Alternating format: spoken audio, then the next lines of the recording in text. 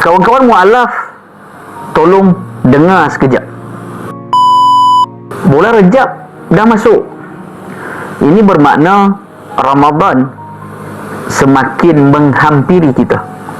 Kalau Ramadan pada tahun lepas ada lagi puasa yang kita tertinggal, inilah masa yang sangat-sangat sesuai untuk korang ganti puasa Ramadan yang lepas pada bulan Rejab ni.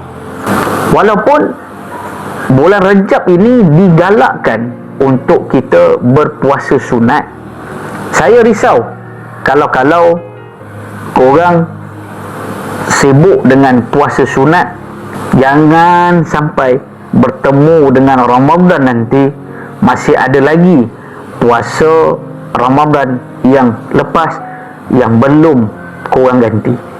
Ingat, Rejab, Sya'ban adalah bulan persediaan kita untuk bertemu dengan Ramadan Al-Mubarak. Moga-moga perkongsian ini ada manfaat. Dapat